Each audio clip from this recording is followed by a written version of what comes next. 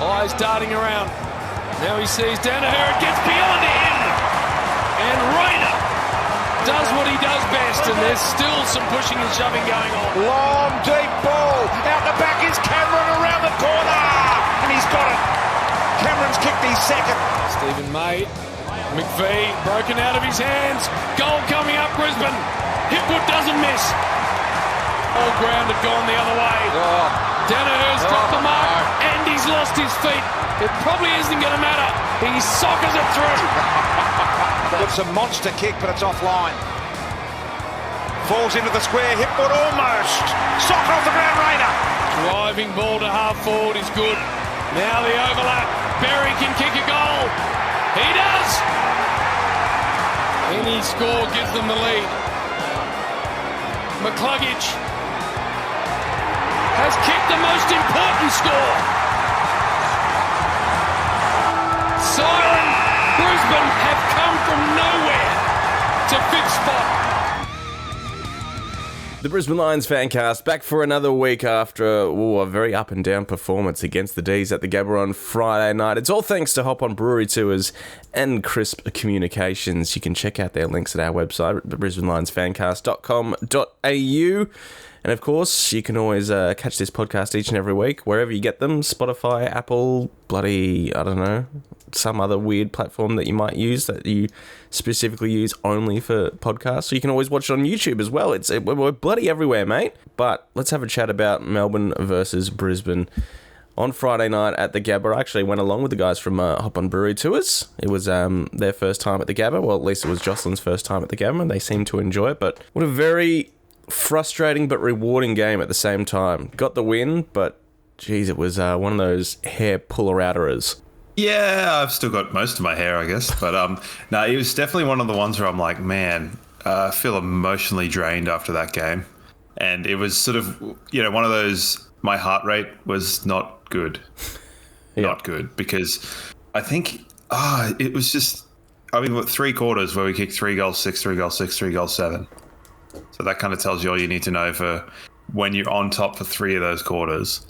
And in the second quarter, Melbourne were just kicking absolutely everything. Yeah. I'm going to call it 8 goals straight in the term because Harrison Petty doesn't really constitute a footballer. But I tell you what, when he was lining up from 60 with a barrel after the siren, I was like 95% sure that was going through, just out of pure spite to the footballing world.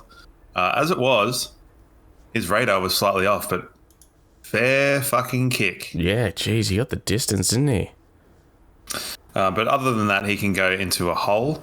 Keziah Pickett decided to show up like properly, and I don't think I've seen Bailey Fritsch play selflessly, I should say, ever, except for that one game. So, Melbourne played very well. Even Clayton Oliver had one of his better games for quite a while as well. Yeah, well, we'll get to that, won't we? Aside from that, all things considered, the game plan that we had was relatively sound. We won. We should have won by lots, but we didn't. I think going into, with the last quarter, we hit the post 3 times and had 2 goals that were not goals through moronness, stupidity, over-exuberance, take your pick. And I understand that there were probably some misses on the Melbourne side, but 3 posters and 2 fucking whatever they were really didn't do well for the heart, did it? No, that was grim. We did just about everything we possibly could to bottle that game, and even that weird goal that Joe kicked where he had him out on his own. Kai was running into goal and he had someone else on the right-hand side. He drops the mark, falls over, and then it looks like, from first thought, it looks like he's just kicking the ball along the ground to try and get it just out in front of Kai so he can run on. But it ends up going through. And it's just like the goals that went through, when you compare them to the goals that missed, you're just like, what is going on here? Like Kai on the wrong side with the clutch snap. And then Hugh McCluggage, what is he doing kicking that sort of goal, like drop punt? Obviously fantastic that he did. And it'll go down in history for this year at least. But there was some very, very comical and frustrating moments, especially in that last half. Yeah, I think the caliber of goals was largely pretty good because if you look at Melbourne's one, you had like Fritsch on his non-preferred. You had Keziah Pickett kicking him on his left from 45 on the snap. Yep. You had that guy, probably named Chandler or Cade or Knob or something like that, just like dribbling one in from the pocket. Van Rooyen from a tight angle with a drop punt. It's just like, okay, whatever. But thankfully we won. So I think the best thing about all of that, the best thing about the game was that we won because it made Melbourne unhappy, which makes me tremendously happy because I like seeing people like Max Gawn unhappy. And I know Fagan spoke well about him after the game, but I don't like Max Gawn. It's not been a secret here on the Brisbane Lions Fancast. No. I think it was, the third episode I said he was the nicest guy in prison. Yeah, I still don't quite understand that because I quite like Max Gawn. Like, he hasn't done anything to overtly make me think he's a bad bloke when there's plenty of other shit blokes on that team. Watch him after the siren to Big O. That's all I'll say. Okay, fair enough. To be fair, he smacked El around this week, so we will have a chat about all that. But he didn't take an intercept mark. He did not. No, Melbourne as a whole team only took 5, so that is something we did very, very well. Fagan actually, one of his better coaching performances, and he seems to save them for Melbourne. We'll have a chat about the sub a bit later on as well because we've had a couple of questions about that. But the ins and outs, obviously, the big news throughout the week was going to be that Will Ashcroft came straight back into the senior team, came at the expense of Shadow Brain, and we had an unexpected change of Jack Payne going out with foot soreness, which is, on paper, could be a little bit worrying. I know Fagan talked about it in the post-match presser and said, oh no, it should only be the week, and it was only 6 days, and we wanted to be a little bit conservative with him, but foot soreness can, it's one of those ones that suddenly it's 7 weeks because it's a stress fracture or a hot spot or a Liz Frank or something like that. So fingers crossed it's nothing more serious because... it's only one game, and I'm prepared to save my judgment on Dara so far, but we definitely need our two key backmen playing their best footy if we're going to make a charge in finals. Let's press on with that. The changes, Brain went out, Ashcroft came in, and then Fletcher went as the sub. So what were your immediate thoughts when you saw all that?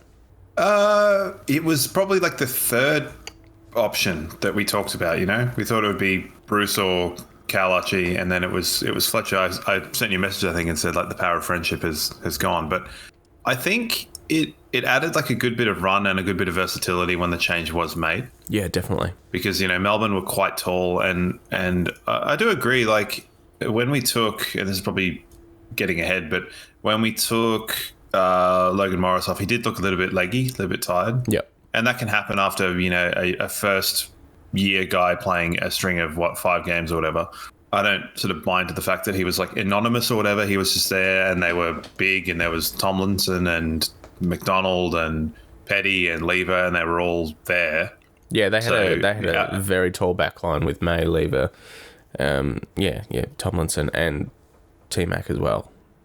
Well, I think probably some of the stuff they showed on First Crack, which I'm loath to mention it, but like where they were, all of the forwards were kind of leading back towards the goal, is probably an example of like Logan Morris putting in work that goes relatively unnoticed and definitely unnoticed on the stat sheet. So, but initially I guess it's more, whatever. You're going to fit Ashcroft in.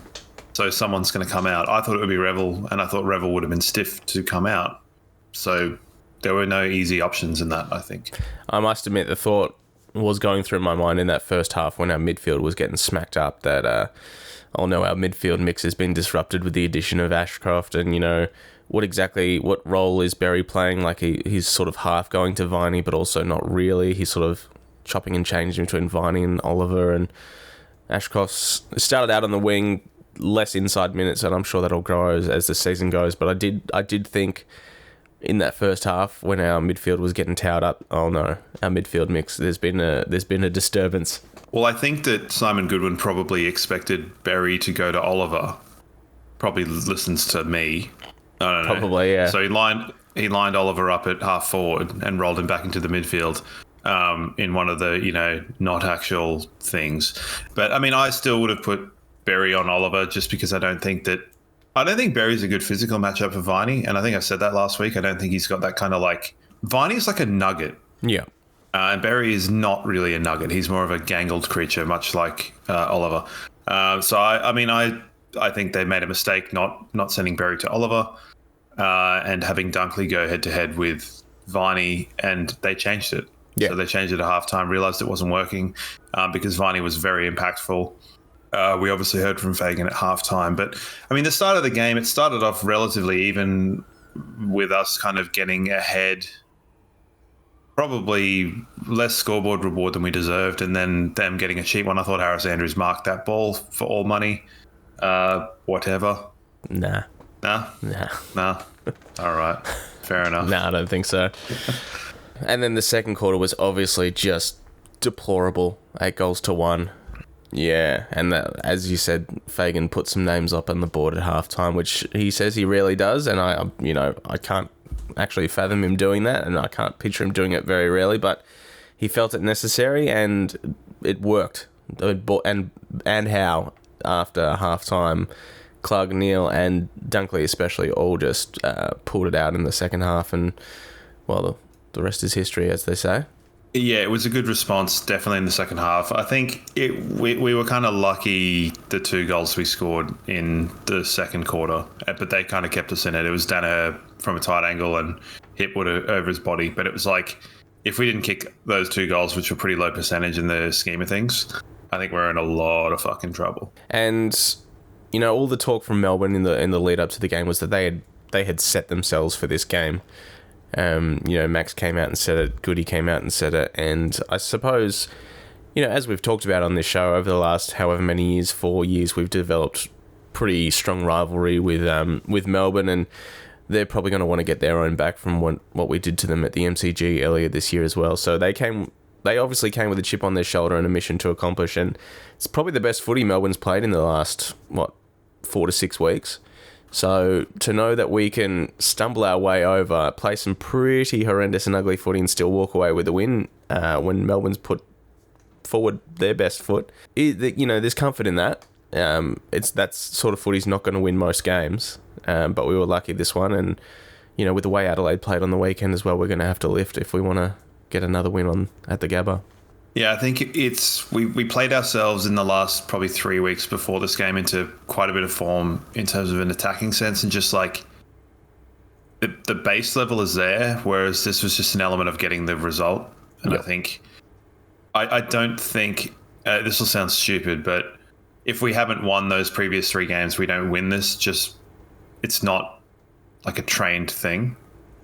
You don't just come out and win a tight game having not played well for a while, although you'll probably find someone probably did on the weekend, and like Port Adelaide, whatever. Shut up, me. Honestly, to dump on Port Adelaide again for 2 weeks in a row, the way they're carrying on after a 2-point win against St Kilda, come on, really? You celebrating that? Whatever. Anyway, this is not about Port Adelaide. I had my say on them last week. Had some good feedback about that, actually, from a bloke on Facebook who seemed to agree with every word I said about shitting on Port Adelaide. Fair enough. So rambling aside, I think it's more just like, if we're not in as good a shape as we've been in the last few weeks, we probably don't come over the top, even though we should have won by more. But, Melbourne will look at their, opportunities wasted. And I think it was an interesting thing. I don't know if you rewatched anything. There's a couple of things I've got annoyed that have annoyed me from commentary. But one thing that I thought was a good observation, because our short mark kicking play that we've kind of brought in wasn't fully going, but it was still going a bit. And it was mentioned by the not idiot one of that commentary team, which I can't remember who is, that it might tire Melbourne out. Sure. And maybe it did.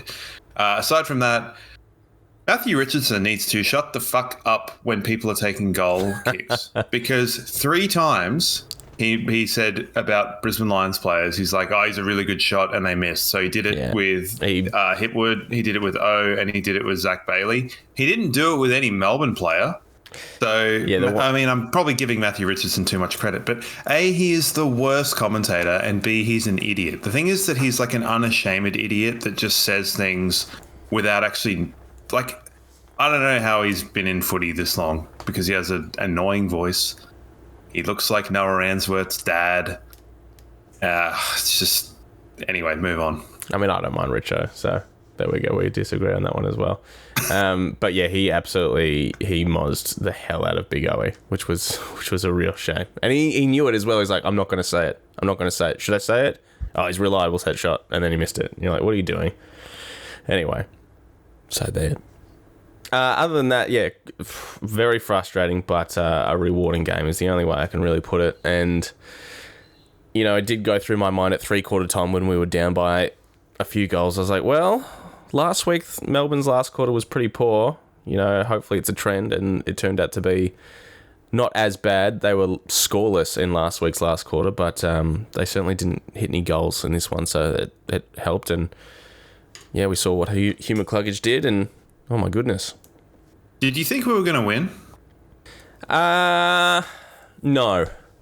No, I did turn in the third quarter, and I said, we're not going to win this game. I think it's funny because you and I, our personalities are sort of like, I know you've had this Port Adelaide vendetta in the past couple of weeks, but I'm generally the more cynical and bitter, but I think also the more optimistic of the two of us. It's weird. Yeah. Yeah, because I think when we, the goal that they kicked at the end of the third quarter, Melbourne, was a bit of a downer, but I definitely was like, we're well and truly in this, and we've got to win this. I knew we were in it, and I knew we could, but we'd need things to go right, and just the way we were playing, I didn't think we were going to. Well, the last quarter was a bit of an arm wrestle, and obviously we had those the comedy of errors a couple of times, a couple of posters and stuff, and it took for Jared Berry to take control of the situation. Yeah.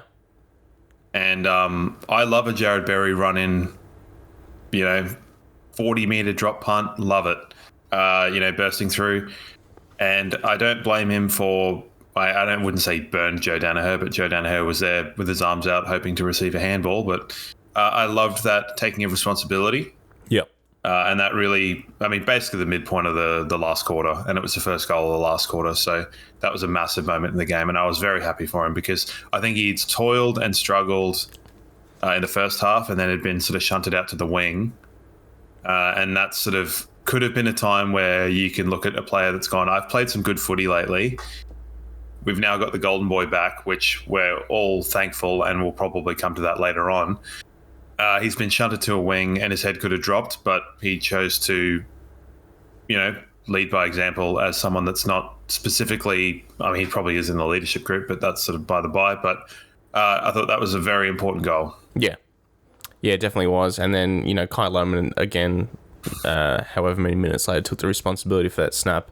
He had a couple of words with Charlie, who told him to settle down and put it through, which was great. And Charlie put, another quietish game by Charlie's standards, but his first quarter was great. He obviously hit that set shot from 50, which was amazing. And a textbook Charlie goal, snapping around the corner, cramming a ball as well, which was fantastic for him. Our key forwards a little bit quieter than they have been the last couple of weeks, but that's to be expected. And other than that, yeah, Bez, that goal in that last quarter was amazing. What did you make of Will Ashcroft's game? I think that he will be better off for having it, and that's basically all I can say. Yeah, it certainly wasn't a bad game by any stretch of the imagination. I know you could feel the crowd just like clench when he had that flying shot at goal in the first quarter, and then again in the last when he whacked it on his left boot and it hit the post, and you're like, oh, just so many like what would have been absolutely huge moments had he put those through. But yeah, I feel like they're the sorts of things that would be goals if he played 3 games. Yeah, so very possibly. If we're a game closer to that happening, and if we'd lost that game, then I think I probably would have questioned the decision to bring him in terms of the structure and the formula and whatever. But yeah, I think it's a net positive because A, we won, B, he got to play a game, which will serve him in far better stead. And that kind of, there's nothing like playing a game when you're coming back from a long-term injury in terms of match fitness, sharpness, and that sort of a thing. Like, it's funny. I know Dara Joyce has been playing a lot of VFL football, but at times they looked equally as rusty, in terms of slightly missed handballs and things like that. And, no one's. I mean, Darragh Joyce has copped heat, and I don't really understand why, because he's our 5th choice key defender. So, what do you want from life if your 5th choice key defender's coming in, doing a pretty good job, to be honest, taking marks? I thought his kicking was like more exploratory, but in like a generally good way. He just missed like 2 handballs and they cost a goal. No biggie. But back to Ashcroft, I think, largely it was the best thing about the game was him being back playing. Yeah. Because I think it will be better going forward. Yeah, I thought it certainly wasn't a bad game, wasn't a great game. It was a perfectly acceptable, perfectly cromulent game from Will. So happy for him to get the run under his belt. I did say, I was on the record of saying I wouldn't mind him coming back through the 2s, and I think the writing was on the wall that he was always going to come back through the seniors with all the chat in the lead up to the game and all that sort of stuff. So as you said, better for the run. It's just going to affect that midfield mix a little bit over the next couple of weeks, and who goes as the sub and all that sort of stuff. But what do you think about Bruce? Is he starting each and every week now, do you think? There were moments where I feel like he made some strange decisions, particularly bearing down on goal, Bruce, where he had chances where you sort of like, if he was a left footer, he'd be like, okay, he's not super confident on his right to kick for goal in the pocket. But it's like, he's right-footed. Just kick a fucking goal. Like, kick the ball there. It was weird. It was sort of like, I felt like I was like losing my mind. I think we're in an opportunity, and I've talked about this more or less all season, of the idea of like actually kind of rotating players. Yep. Also, so you could probably have a handful of players that could be the sub, where you actually treat your team, because I think our group of 23 is very strong. I mean, providing, Jack Payne comes back, cool. That group of 23 is good. And there's not really a drop-off between 22 and 23. It's like, would you rather have Revel? Would you rather have Archie? Would you rather have Fletcher? Would you, I don't know. Depends. Depends on who's feeling good. What we want is Bruce's physicality, Bruce's kicking skills with Harry Sharp's fitness. That's what we need. Well, that's just for Fletcher almost. Almost. Like, that's probably, if you're going to combine the two, that's as close as you get, because Jasper Fletcher's effort and run is there. His kicking, I think, has improved significantly. He had a bit of a point to prove, I think, when he came off the bench, and I thought he impacted pretty well. But yeah, I think it's like horses for courses, and just an element of like making sure people aren't super tired. Yeah, it's up to greater minds than mine to sort of figure out. Sure. Yeah, no, he's definitely come along. He's and obviously he's turned himself instantly into a cult hero for the crowd, and you had Cornrows Bruce back as well, so I'm sure you would have loved that. I did. I mentioned it I was like, there he is. Cornrows Brucey coming through the banner. So that was great. Loved it. He needs a hairdresser to go with him all times. Yeah, true. It would be nice, wouldn't it? So the midfield, especially the first half, but Max clearly got the better of Oscar this game. It was no Jordan Sweet matchup. It was definitely a gulf in between the two ruckmen he's faced across the last couple of weeks. He'll have another good battle against Riley O'Brien next week, providing he's in the team, because he's been in and out lately for the Crows. But I mean, Max is obviously the best ruckman in the competition and has been for quite a while.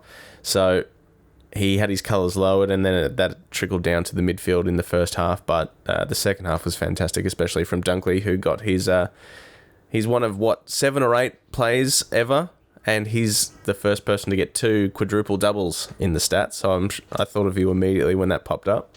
Yeah, well, it was against Carlton last week. I saw a comment underneath it that said, I wonder if Champion Data will have him ranked 3rd lowest on the field, which was getting massively downvoted, but I understood the subtlety of the joke, given that Hoyne was like, oh, actually his kicking wasn't very good. And it's like, shut the fuck up, dude. Yeah. Champion Data. So whoever wrote that comment, funny. Probably don't listen, but I got it. Don't worry. No, I get it as well, yeah. Horny, Champion Data, whatever. All right, let's do some votes for Hop on Brew Tours. Hop on brewtours.com.au. Book yourself a half for a full day tour across some of the great breweries in Brisbane and the Gold Coast, help the Australian beer industry, and sink a couple with Matt and Joss, who won't be sinking because they'll be driving, which is part of the fun. They'll take you all around so you can do all the sinking. All right, who are your votes this week? So I have Kai Lohmann for 1, purely because of that set shot. Yep. I have Josh Dunkley 2 for the quadruple double. Sure. And I am giving Hugh McCluggage a 3 for the goal and for his second half performance. Sure. I was seriously considering giving Barry Lohmann and McCluggage a 3, just for all the goals in the last quarter, but felt like Josh Dunkley's quadruple double probably warranted a vote. Yep. Well, he's getting my 3. Very good. Clug the 2 for me, and Froggy Lester the 1. I think he's just plugging about his business, Froggy. There was a few backmen that let themselves down on the weekend, but Froggy certainly wasn't one of them. I thought he had a fairly decent game, and his kicking is, and we've received some correspondence about Froggy and his kicking and going down the line and all that sort of stuff. But I thought he had another great game, Frog. You'll have to elaborate on that because I don't know what the hell you're talking about, but kicking down the line, or just that's what he does, or is it some sort of secret magic box we've got? No, here we go. I'll read it out to you from, I believe this one's from Ross. Oh, is it a question? It's an observation question. Here we go. Do we need like observation obituaries or something? No. Like a segment? Ross, sponsored by White Lady Funeral. He starts off by saying loves the pod, which is great. Thank you, Ross. Loved seeing Froggy and the backs play with poise in the second half. The crowd on the member side kept yelling to kick down the line, but that's where Max and May loitered. He waited for his switch or short options to open up. Should Frog get a 2-year contract next? He just keeps improving like a fine wine. Love his play. And good God, I listened to Essien on the way home in the car, and all they could talk about how good Jack Viney was. I knew what you were going to say about when you got the first 3 words out. I knew exactly the moment. And that was clearly indicative of the game plan. I remember he the ball squirmed onto the far side and put us in good stead. I think we might have ended up with that Zach Bailey not shot on goal. Oh. So credit to Jack Viney there. Or whatever. Beautiful stuff. I want to raise the flag for Starcevic because I think he is giving an unfair shellacking, let's say, or people are thinking that he got absolutely dominated by Cozzy Pickett. He wasn't on Cozzy Pickett for 3 of the goals, so it's a bit of the grand final Bobby Hill thing where it's like he actually was okay, and I thought his impact forward of the ball in the first quarter was really good, and he was pretty good throughout the game. Cozzy Pickett kicked 2 goals. He was also on fucking fire. Yeah. So what do you want? And if we're going to level any blame at the Cozzy Pickett and others, I think we should be looking at a certain smaller Irishman who didn't have a great game. Don't worry. I just want to talk about that because it's been mentioned. When we get to the questions, it is leveled at him. Don't worry. So it's just because it was post-game on 7, post-game on Fox, and on First Crack, they all mentioned Starcevic getting tailed up by Pickett. And it's like he wasn't on him for most of the game. Yeah. Anyway, it just shits me. I like that bald chrome dome man. And I understand he probably, getting 2 goals kicked on you is not great. But I think Starcevic had like 2 goal assists in the first quarter. So it's like, okay. You know me, I love Stars as much as the next man, but it wasn't his best game, that's for sure. But it certainly wasn't as bad as people are making it out to be either. No, of course not. I just don't think that he was responsible for it in the same way that in the grand final, he wasn't responsible for 3 of Bobby Hill's goals. Pressing on. Let's not talk about that. Our votes are done. Let's have a look at the twos, who, for the second week in a row, a tightish game against Coburg for a while before blowing it out in the last half, ended up winning by a best part of 50 points at Brighton Homes, which was fantastic. Pick of the bunch was our mate Luke Beacon, who, if he keeps doing this, will be in the side sooner rather than later. 29 disposals, hit the scoreboard with a behind. 25 kicks, 13 marks. Another complete performance from Luke, so he is definitely pressing his case. Other than that, it was the usual suspects. Tunstall, Lyons, Harry Sharp had another, fine game. Dev Rob, little bit quieter, but still a great game. Will McLaughlin had some fantastic goals. He was our first mid-season pick. Darcy Fort hit the scoreboard as well with a couple of goals as well. Henry Smith keeps on keeping on. Pryor was fine. Kyle Dunkley was fine. Brendan Ryan was okay, not as good as his previous weeks. Carter Michael, for his first game back in forever, he got through the game, and that's all you can really ask for. I was like, 2 shoulders. 9 touches, 7 of those kicks, 4 marks, so fine, whatever. You know what, just as long as you stay healthy, I'm sure he'll be a tired and sore boy after that. So, having said that, some potential changes. Jack Payne for Darragh Joyce, if fit and available, is a given, surely. Yep, agreed. And I'm putting Luke Beacon in for Kenny. Yeah, I think that's kind of like that's a bit of the people's choices coming out in a pretty good time, because I just think like it's too detrimental over a larger body of work, and it's like at least Zorko fucking puts effort in to like run back and hassle people and stuff. Like that's one of the things that, although he might not be as astute defensively with the zonal thing, and obviously he can't really mark because he's the size of a wafer, but like at least he puts pressure on hard. Yeah, almost like a small forward in defense. So McKenna's becoming a bit of a liability, I think. His kicking is not super penetrating as it was. No, I mean he did deliver the ball to Kai in that and he shaked and baked, danced around an opponent and hit Kai on the chest. So that was good.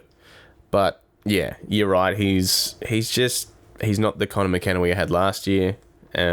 His body's let him down. He's not, his creativity's still there, but it has led to a few more turnovers than we'd like. And his defense, just being a defender is not his strong suit. It never has been.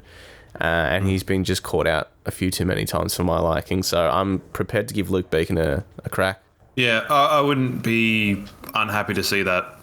Especially with Noah Answorth out at the moment. I think Luke Beacon's the next one up. Yep. Yeah, no, that's good. Good shout.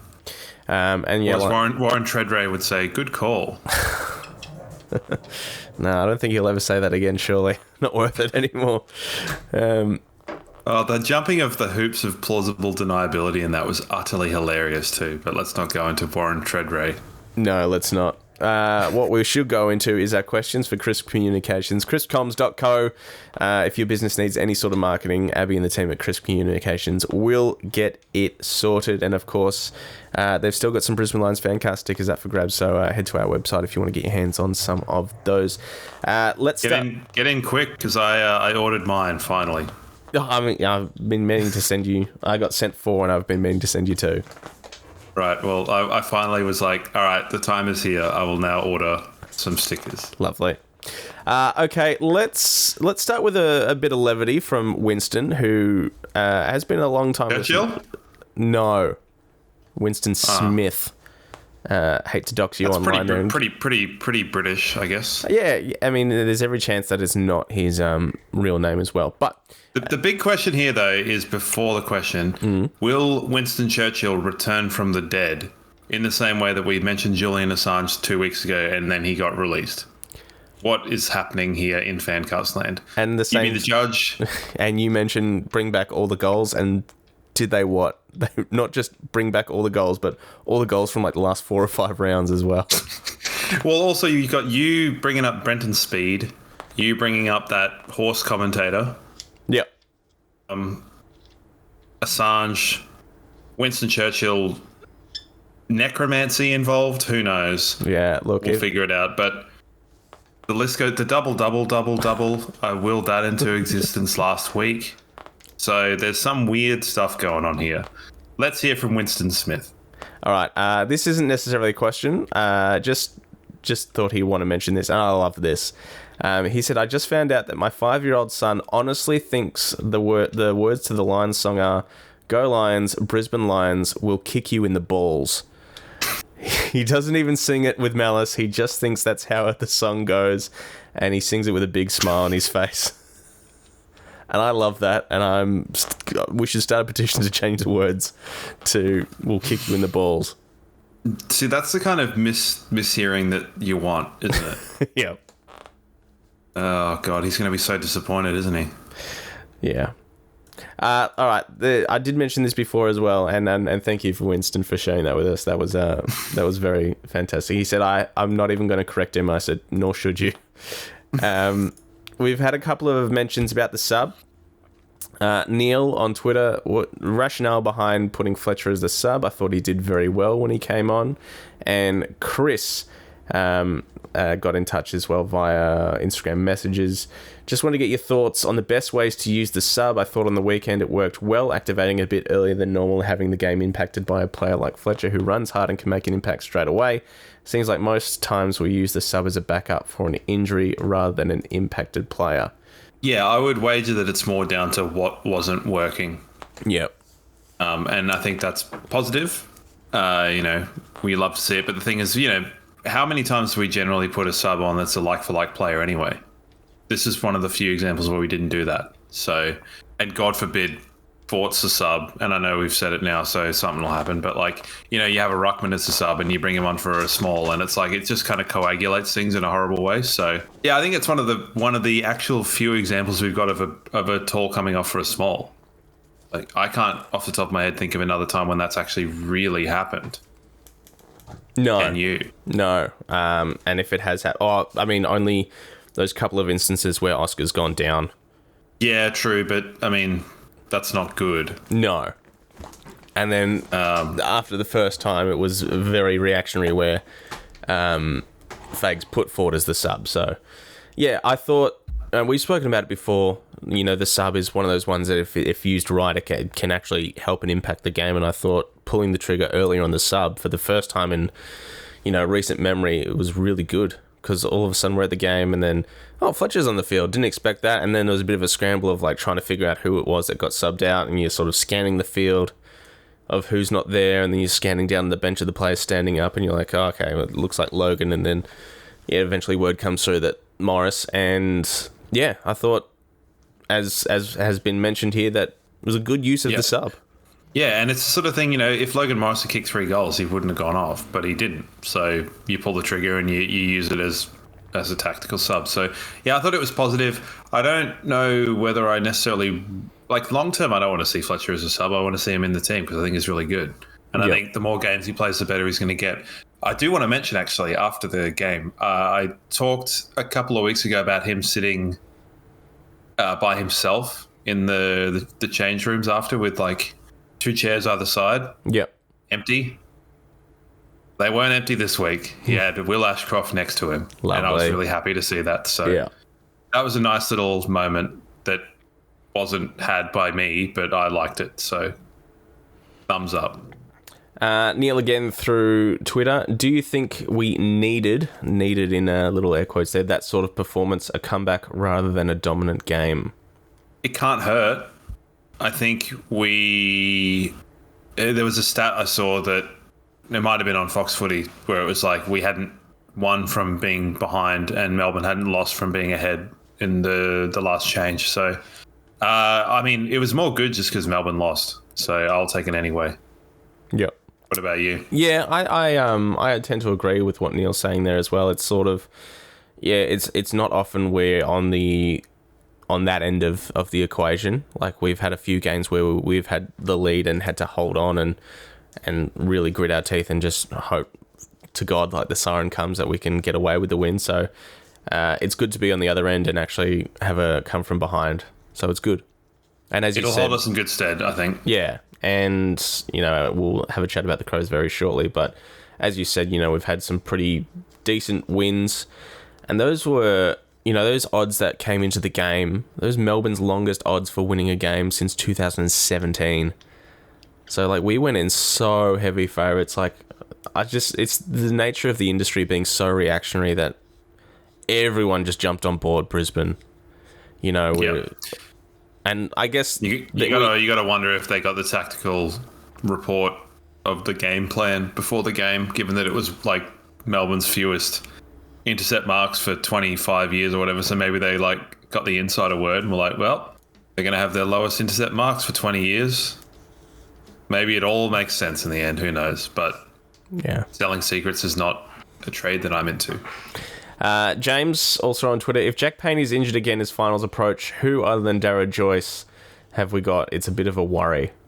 And yeah, I understand the worry behind, the Darragh Joyce selection, but as you said, he's certainly not our first option. Normally we'd have Duday or Gardner or... Yeah, he's fifth in line. Yeah, so it is I must admit it was a bit of a worry knowing we were going to the game as Harris as our sole, quite tall key defender with Darragh Joyce and Froggy as medium heights. But I knew that Darragh was playing very well in the twos in the weeks leading up, so I had a little bit of faith. But the jump from VFL to AFL spooked him a little bit, and he certainly had some all right moments, but he certainly had some moments that were like, ooh, I wish Jack Payne was here.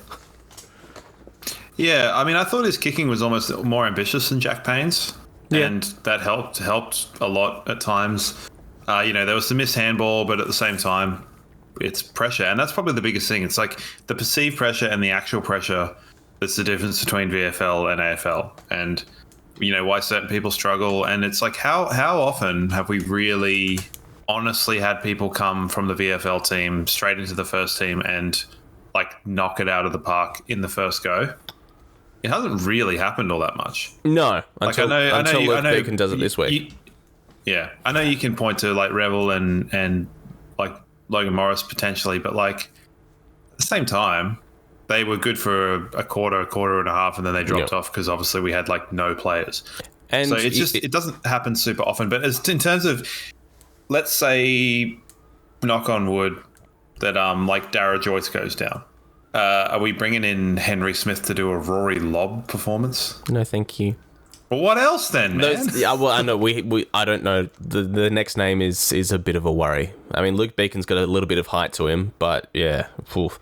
The thing is, those names you mentioned before, Bruce and Logan and stuff, they're all playing forward of the ball. So if you make a mistake forward of the ball, it's not as glaringly obvious as someone who is on the last line of defence, because quite often it leads to a goal. And Van Rooyen certainly outmarked him a few times, got the better of him, and I mean the mistake, it's tangible because it's right there in the form of a goal, straight away. So I think the jump was a bit much, but like Ashcroft, he'll be better for a run in the AFL, and if Jack Payne's foot is still a couple of weeks, then it's Darragh's spot, because just by process of elimination, it's his spot. So we're going to have to back him in as much as we can, and Harris's workload is just going to have to double. Well, I think there's also an element where we've kind of been privileged to have all of Jack Payne, Lester, and Harris, who are all pretty exceptional one-on-one defenders. Yep. And at a situation where, because we're trying to play quite on the front foot, there's a lot of exposure on the defense. Harris got outmarked by Van Rooyen too, and it's sort of he shouldn't be. And in a perfect world, when pressure's on the ball, but because we're trying so hard to kind of keep the ball locked into the forward half, when the ball does get out, it tends to be a unpressured kick into the forwards, which can make the defenders look worse than they are. Yeah. So, and if everything's all working and stuff, Darragh Joyce can take marks. He took a few contested marks. He can take uncontested marks. So I think it's more it's almost a victim of circumstance, because I think the way that we're playing will leave defenders more exposed, particularly the keys. But because we've got such good ones, generally, it doesn't look as bad. Yeah. So when there's a marginal drop-off, it looks way worse than it is. So one thing I noted going to the VFL prelim at Werribee last year, Darragh Joyce is huge. He is so big, and he's also quick. Yeah. So there's things you can work with there. I'm not too worried about it. Yeah, and look, if he puts in 3 or 4 weeks of that, then yeah, maybe it's time to start worrying. I mean, definitely time to start worrying if he's coughing up 3 or 4 goals a week. But I think it's the cards we're dealt at the moment. So fingers crossed, because obviously we'd all like Jack Payne in that position rather than Darragh. But I don't think he coughed up 3 or 4 goals though. It was 2 tops. No, and at the end of the day, a lot of that comes down to our midfield getting smacked as well. So, yeah, it's. But do you look at like the mark that Van Rooyen took out the back of Harris, where he outmarks Harris? Is that an error that Harris made leading to a goal? Because that's no different to really the ones that Dara made. Like Dara Joyce just missed a handball in midfield, which how many players across the field have missed a handball? Yeah. So it's cutthroat, but I just don't think it's as big of a deal as possible, or possibly being made, I guess. All right, let's get on to Brad, who has singled out a couple of players here. One is Dara Joyce. He just says, "Hell no, never again." McKenna should have been dropped 3 weeks ago, and he's thrown in Zach Bailey as well, back to the VFL until he learns not to not to put out the don't argue, holding the ball every single time he gets it.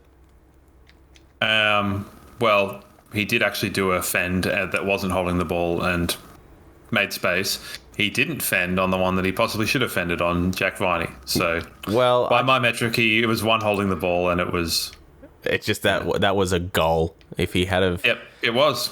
And you could see he wanted to put the goal through, and I don't know if it's a case of the people around him not talking to him or him knowing how important that goal was, because we'd pissed away so many opportunities in front of goal, so he was taking a little bit of extra time and care with it, and ended up taking way too long and a step too much, obviously.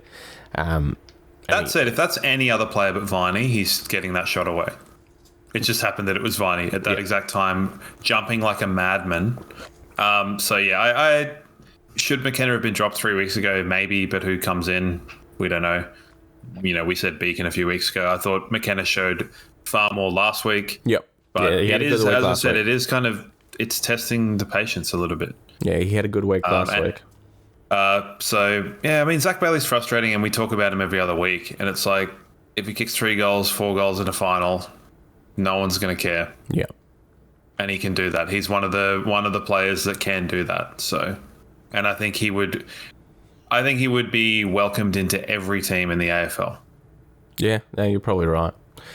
Mr. I and Elkinator both with very similar thought processes here. Elkinator says, could Beacon replace the struggling McKenna? Yes, is my answer to that, obviously. Mr. I says, McKenna can't defend and isn't offering the same run and carry we need him to do. And he also asked, did Berry have another role change again? And I don't know if it was necessarily a role change. I think it was just he didn't spend as many minutes inside with Will coming back. They had to split those minutes a little bit more. So, and Hugh played a little bit more inside as well this week. Yeah, I think it was just an element of, like Fagan said it pretty well in the press conference, where he sort of mentioned when McCluggage is playing really well, it's kind of transformative to the team because his ball use is generally so good. It's and I know Lachie Neale's ball use has improved significantly this year. Not Dunkley's strong suit. No. So when you're looking at it going as a midfield combo, and I'd say probably not Berry's strong suit either. He can kick well some of the time, but the difference between his best and his worst in terms of a disposal, particularly going inside 50, is wider, let's say. Whereas I think McCluggage, his kick inside 50 is one of the best in the competition. So when you have a composition like that, you're looking at McCluggage almost being like the third in the chain to then get the ball inside 50. So when he's humming, I agree with Fagan that we look a better team. And that's why we were able to come back in the second half. But not necessarily a role change. I think the jury's out. Yep. I think it's just him and Viney, and then the mix wasn't working. And it was good that they acknowledged that rather than just sticking with it and beating it to death and losing by a couple of goals or breaking even in the second half. And I think there might be another week or two of growing pains as we welcome Ashley back into the fold, and what effect that may have until we sort of get a little bit more system into it. And we saw that in the early season with all the injuries and welcoming new players in and how it affects the structure and stuff. So there may be a little sort of miniature version of that with Will coming back into the team. So we might have to just be a little bit patient with that for the next week or so. But I think it will be worth it in the long run, and to get game time in him before finals, because we failed to mention we're in the 8 for the first time this year. We finished around in the 8. We started at 5th, dropped all the way back down to 8th by the end of it. Could have moved up if it wasn't for that pesky Freo win, but we had some wins go our way, which was good. Yeah, I think at this point in time, I'm just kind of cheering for all the teams, excuse me, all the teams that are sort of just slightly lower. I'm enjoying this like fruit machine going. It's just rolling on and on and on. Like Fremantle with a pisser, but it's good to see Sydney lose. I just hope that doesn't kind of, they've got 2 very soft games coming into the one against us. One thing we did manifest, talking about manifesting all kinds of crazy stuff. The premiership window did not come back last week. No, but I looked it up. And I checked, and we would have been in it. Yeah, top 4 for both. We're sitting at 4th for both. Because, I saw a stat that was like the first time ever a team's been top 4 for both attack and defense, but has been sitting 13th in VFL, AFL history. So we still sit in there. Will Gary Lyon bring it back? Who knows? But it probably fits the narrative a little bit better. It might have been a bit too early to jump last week, but... Well, maybe because it was still the bye rounds. No, last week was the end of the bye rounds. Oh, okay. So I thought it was the perfect opportunity to bring it out. Be like, everything's all level. We'll have a walk down the corridor. But maybe because Brownie wasn't there, he wasn't there to just like completely and relentlessly throw shade at Gary Lyons. So, but they'll probably bring it out tonight, and we'll be in there. What else? The other thing we manifested last week, and we spoke about on the podcast, and Logan Morris being the Rising Star nominee, which was great. Yeah, I'm glad that I said you're like, it'll be egg on your face. And I was like, no, I'll be happy. Like, it's a win-win. Yeah. Because, when that came out, literally like an hour after the episode came out, I was like, yes, hooray.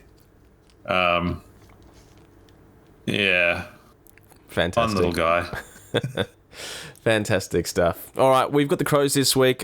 Sunday afternoon at the Gabba. I think it's going to be about, 4 o'clock-ish, 4:30, something like that. So, the graveyard shift, normally reserved for a Fremantle. 4:10 at the Gabba this Sunday against the Crows, who had a pretty good win against the Giants on the weekend, and Isaac Rankin is finding some good bloody footy. So, obviously... This game earlier in the year was a draw down at Adelaide Oval. We were about even on the ladder at that stage, and even for wins and all that sort of stuff. So since then, we've sort of sprinted out ahead, and Adelaide's maintained, albeit with a good win last week. Yeah, it kind of... Where have GWS gone? I know that's not the point, but far out, hey? Like... Well... Just not happening. Yeah, like, they've obviously gone down to Adelaide this week just gone, but before that, they lost to Sydney, or they beat Port the week before that, and you thought, okay, maybe they got their game going again. They ran it close with Hawthorn, but yeah, certainly not the GWS we played earlier in the year, and now Sam Taylor is out for the foreseeable future with one of the nastiest injuries you can probably fathom. Yeah, I suppose more so just the idea that a lot of the chit chatter is like, without Toby Green, he's dropped off and the rest of them have. And we played against them without Toby Green and they were amazing. Like, they were so good in that game in Canberra. Callum Brown looks a different player after he concussed Carton. Yeah. He just looks like he's lost all. There was one in the game where he was running at like a hard ball and pulled out of it. And it was just like, the dude's been broken here because he kind of did the right thing and got 4 weeks for it. So, yeah. So back to Adelaide, they're up and down. Yeah, more down than up. And I really don't know what to expect from this game, hey? Because they've got a good list, and a list that obviously has underperformed on the expectations that were put on them at the start of the year after just missing out on finals. Severely underperformed, you'd say, but they've got some good players there. Like, I really like Jordan Dawson as a player, like one of my favourites. Rankin obviously is playing really good footy. They've got some imposing key forwards when they want Riley Thilthorpe maybe back in the team. He played in the twos over the weekend. Fogarty is so hit and miss. Taylor Walker, great year last year, but not so much this year. Then they've got Saligo and Pedler and Rochelle and stuff that have all got promise but aren't necessarily delivering week in, week out. It's a wait and see. We should win, but yeah, no, depends on it depends on which iteration of both teams. But I've got more faith in the consistency that we're showing at the moment, and even just the idea of grinding out a win Sunday afternoon, kick in the park. Yeah, be all good.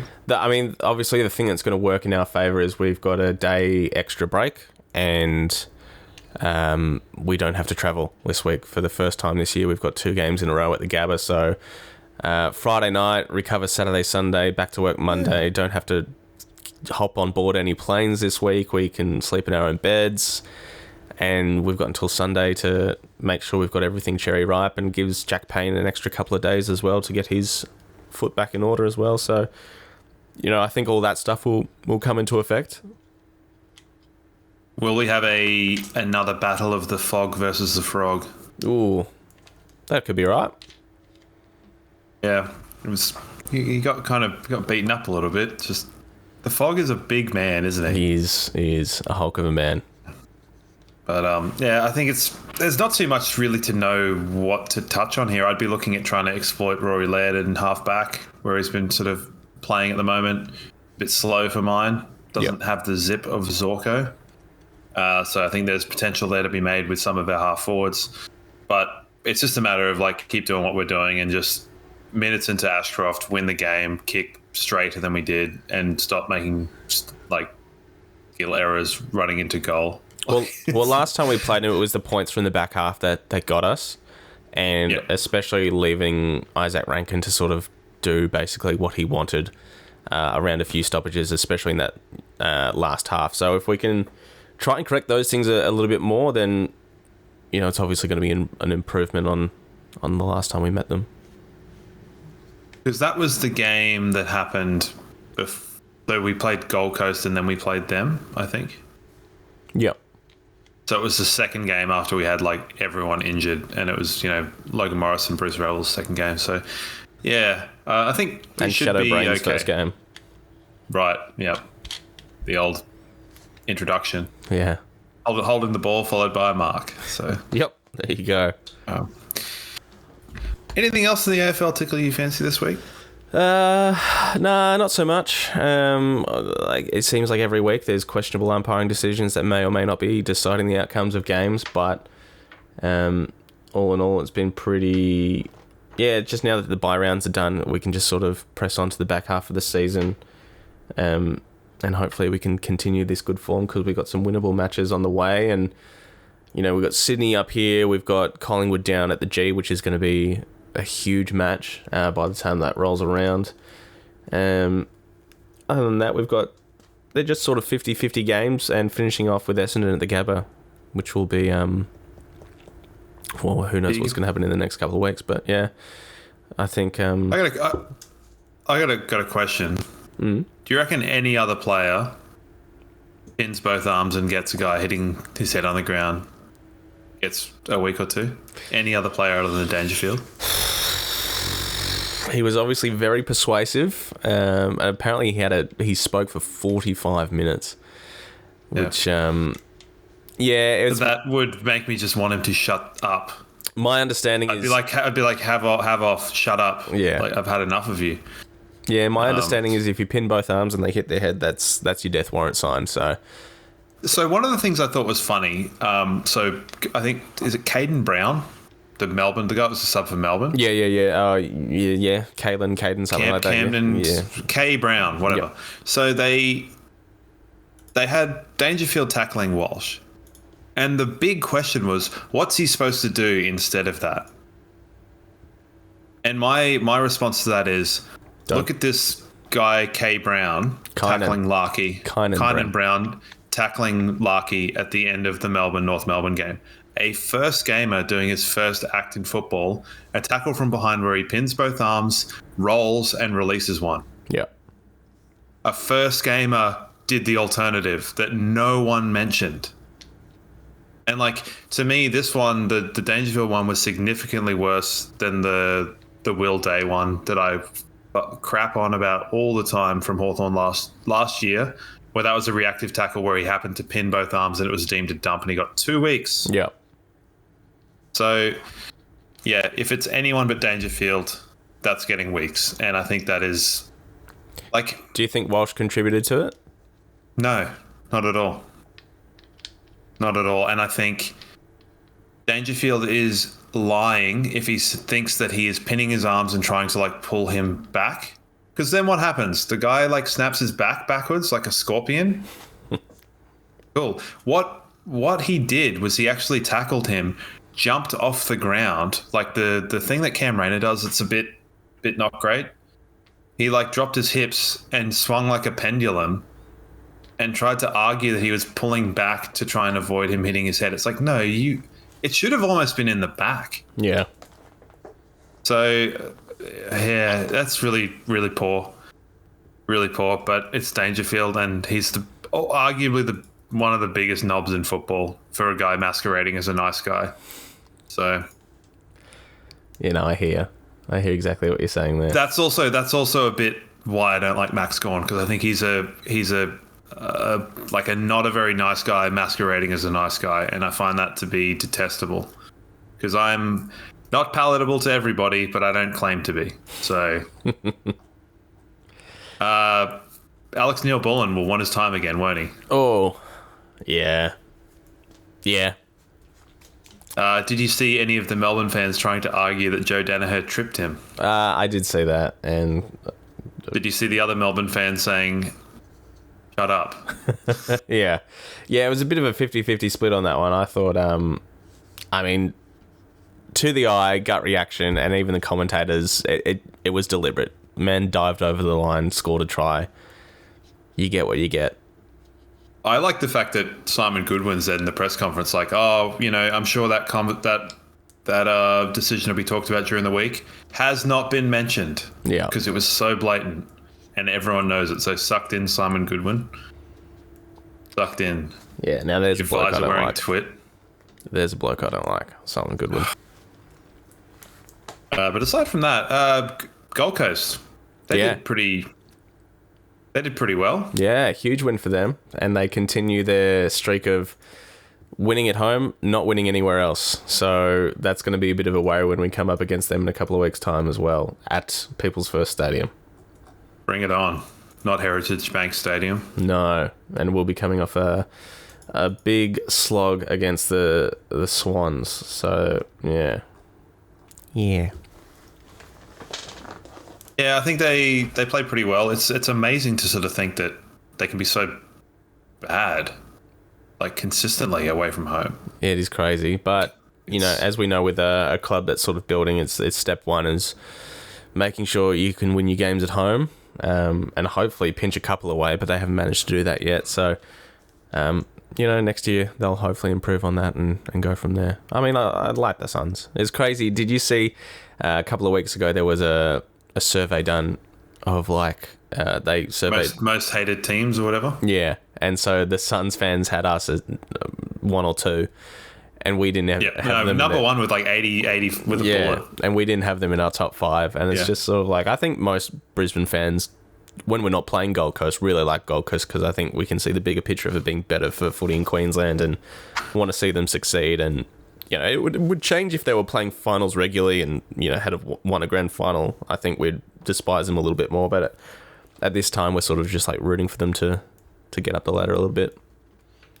Yeah, I mean, like, I don't there's no stakes in it really. Like, and I think a lot of people were sort of like, oh, why do Gold Coast hate the Lions? Like, is it like big brother syndrome, little brothers? It's like, no, it's because what are they going to do? Like, hate Hawthorn for no reason? Yeah. Of course they're going to hate. Like, this, you know, it's just sort of, it doesn't make any sense. Whereas we've got grand finals and lost grand finals, and then, like, we've had like bona fide rivalries, and I think there was a lot of recency bias with what was on that list, because we had, like, well, basically Collingwood. Basically everyone had Collingwood at number 1. Yeah.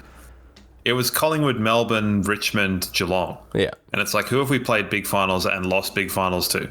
All 4 of them. Yeah.